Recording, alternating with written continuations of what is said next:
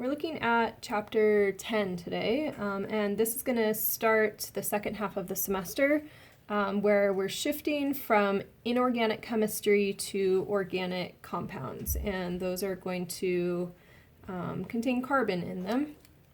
And they're also going to be kind of a whole different type of problem solving, lots of pictures like this, and understanding concepts to go with that. So I've got here, just to introduce us, the structure of OxyContin, and you will understand this picture better by the end of this chapter and even better by the end of the semester. So a couple things that we're going to look at in this chapter. We will focus on what are called the systematic or IUPAC names. These are internationally agreed upon names, and if you've looked closely at a drug insert, you might have seen one of these before. It would have all kinds of letters and numbers and meths and hydroxys and all kinds of different names like this.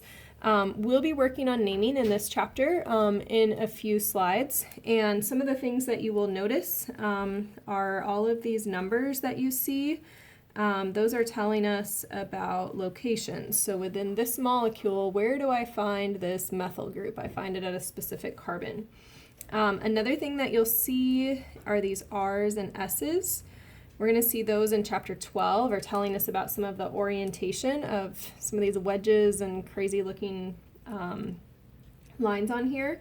And then we'll also see this meth prefix along with other roots showing up in a lot of our naming this chapter.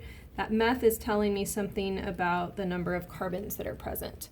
So we will understand this just a little bit better by the end of the chapter. Notice this is the systematic name, so that's the one that I can draw this picture from this name. The generic name would be oxycodone, and then the trade name, the one they make millions and billions of dollars off of, would be the OxyContin.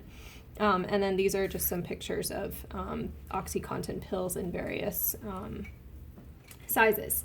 So we will be working on kind of the very, very simple version and foundation of this. A couple places you can go to get some visuals, since we don't have a lab where you can build things, is you can build and see some of the structures on molview.org, or this bottom website is especially good for building your own structures, piecing them together. So take advantage of those, or if you have food or toys around that you can build some of these simple structures out of, you don't need to do anything this complicated, but if you have something that you can build, say, squares or zigzags out of, that might help you get your hands on it.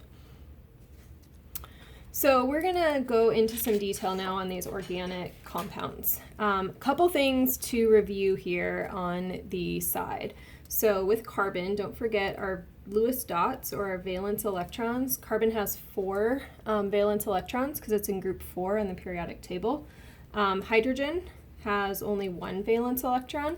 And these unpaired electrons, if you can remember back to chapter 3, carbon is going to need to form 4 bonds to fill up its octet, and hydrogen will just need to form 1 bond to get to 2 electrons. So those are a couple of trends that we'll see as we're drawing structures. Definitions: organic compounds always contain carbon and are always covalently bonded, so that means they are sharing electrons. We will use the word hydrocarbon throughout this chapter, which is just an organic compound that contains only hydrogen and carbon. For example, we'll see here, this is going to be C4H10. So all C's and H's, which means it's a hydrocarbon. We burn those a lot for fuel. Looking at a compound like C4H10, we already know some things about its properties as well. So when I look at this, would you say that it's polar or non-polar? Hopefully you remember C's and H's always mean that it's non-polar, no matter how many there are. If it's non-polar, it only has one type of intermolecular force it can participate in, which are going to be your dispersion forces, right? Is this going to be soluble in water? If you said no, that's the right answer. And as far as melting points go, these are relatively low melting points. They don't stick together very tightly, so they're easy to boil, easy to melt. As they get bigger though, say I had C40 instead of C4, as my size increases, then my melting point increases. And then finally, do hydrocarbons burn? Do fossil fuels burn?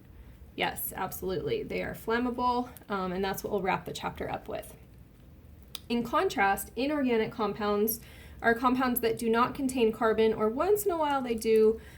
These could be ionic or covalent. So say something like table salt is inorganic, or here's one that has carbon, calcium carbonate, but it's not a hydrocarbon basis to the molecule, or something like water.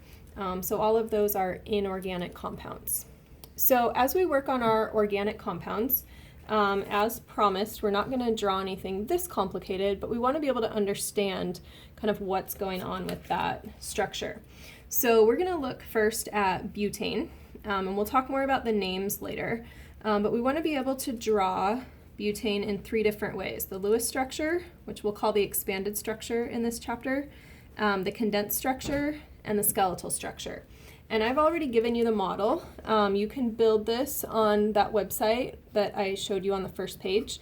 I've built it here just out of balls and sticks, leaving off the hydrogens just to keep it simple. And this is what you might build at home just with food or toothpicks or something that you have around that you happen to be quarantining with. So looking at the Lewis structure, these black balls are all going to be carbons. And Lewis structures, we keep a very square 90-degree angle kind of look to them. So 4 carbons, and then each of these whites is going to be a hydrogen.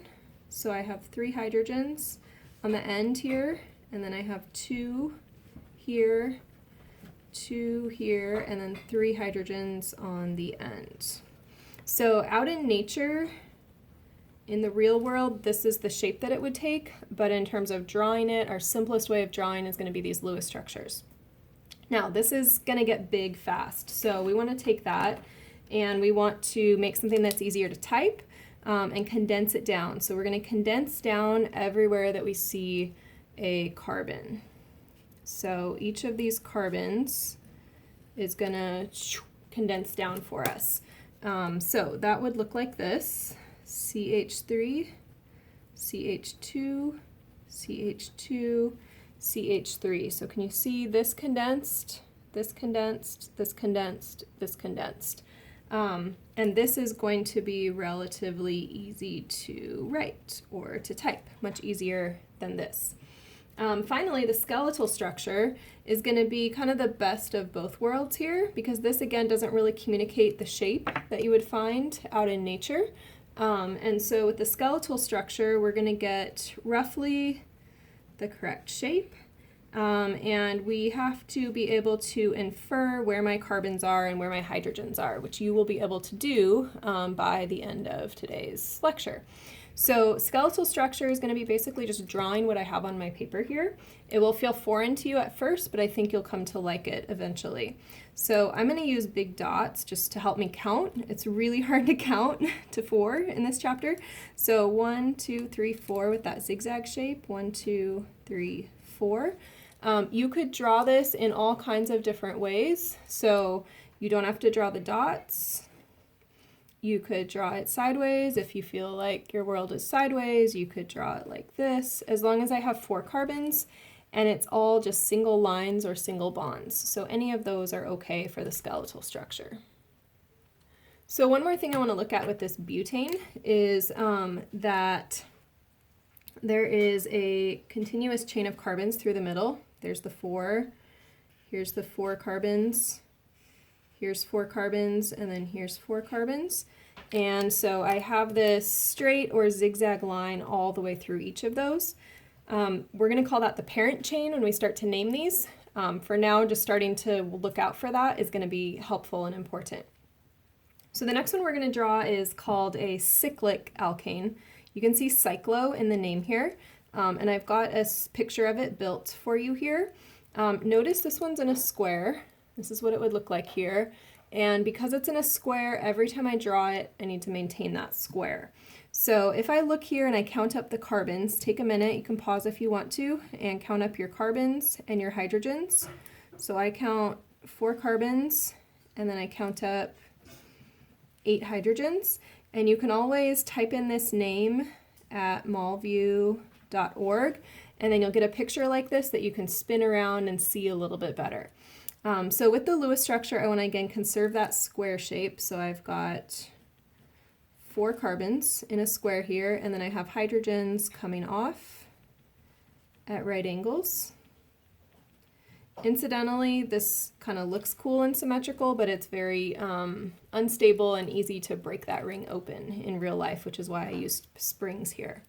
When I go to do the condensed structure, I just want to condense down like I did on the last one. So each carbon is going to shrink down, and so I end up with CH2, CH2, CH2, CH2. Again, notice that I'm staying square, and then skeletal is going to be what I've got on the paper here. Skeletal is going to be just those 4 carbons at the 4 corners, making a square, all right?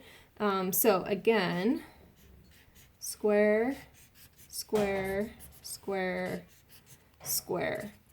If one of these is a square, they all need to be a square. And you can see here that there are less hydrogens when I put it in that cyclo. You can also see that the cleanest, simplest way to look at this is probably going to be that skeletal structure.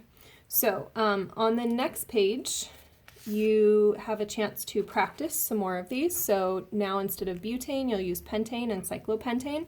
So mimic what we did on this page here for practice. Noticing a couple of these terms I've used. Acyclic means I don't have a ring. That would be like my pentane. And cyclic means that I do have a ring. And there's a couple of formulas here that help us predict what the molecular formulas are going to be. But really, those molecular formulas don't tell us much compared to these bigger structures. So that's why we bend towards using not molecular formulas, but a big picture like this that tells us how things are connected. So go ahead and practice that next slide, and then we'll look at a couple more ways to draw these.